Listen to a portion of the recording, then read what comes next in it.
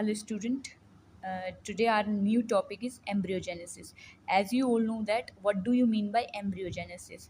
Let us talk about embryogenesis. तो embryogenesis भाई क्या होता है? ये एक प्रोसेस होता है जिसमें फर्टिलाइज्ड एग का क्या नाम है उधर? जाइगोट, जो किस में डेवलप होता है? फुली फॉर्म्ड एम्ब्रियोज के अंदर डेवलपमेंट कर लेते हैं।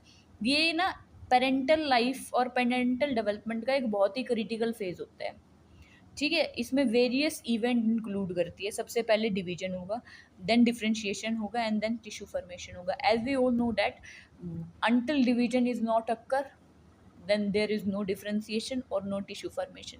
तो भाई एम्ब्रियोजेनेसिस एक ऐसा प्रोसेस है जिसमें जाइगोट फुली फॉर्म्ड ऑर्गेनिज्म में कन्वर्ट हो जाता है वेरियस स्टेजेस के अंदर। ठीक है, अब हम उसकी 7 स्टेजेस की बात करेंगे। ठीक है, फर्स्ट ऑफ ऑल सबसे पहले है fertilisation, second one is cleavage, third one is blastulation,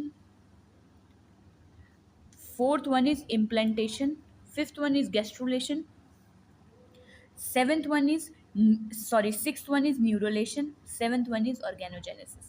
There are total 7 stages which occur in the formation of embryogenesis. Fertilization क्या होता है? जब sperm plus egg साथ में मीट करते हैं तो क्या बनाते हैं? Zygote. When male organ meet with female organ, they will form new organism which is termed as zygote. Cleavage. जब ये फॉर्मेशन हो जाता है तो रैपिड माइटोटिक डिवीजन होती है, वो टूट जाता है सेल, 2 डॉटर सेल्स में टूट जाता है। उसके बाद ब्लास्टुलेशन होती है, तो क्या होता है? वेरियस ब्लास्टोसिस्ट बनने शुरू हो जाती है। भाई डिवीजन हो गया है, फॉर्मेशन हो गया है, तो सिस्ट बनने शुरू हो जाएंगी। देन जो हमारी यूट्रस की वॉल है वो टूटनी शुरू होगी, शेड होगी, जब भी तो फॉर्मेशन निकलेगी।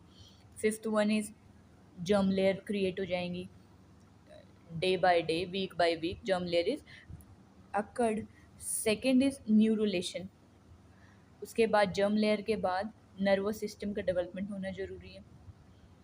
उसके बाद ऑर्गेनोजेनेसिस, ऑर्गन्स फॉर्म्ड हो जाएंगे। फर्टिलाइजेशन में 0 डे का फॉर्मेशन होता है।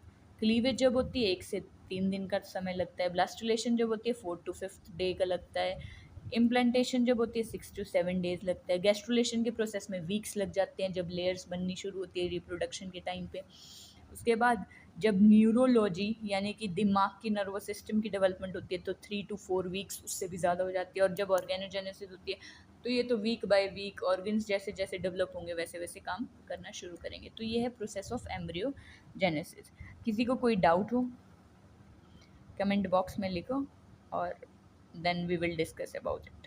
Thank you so much.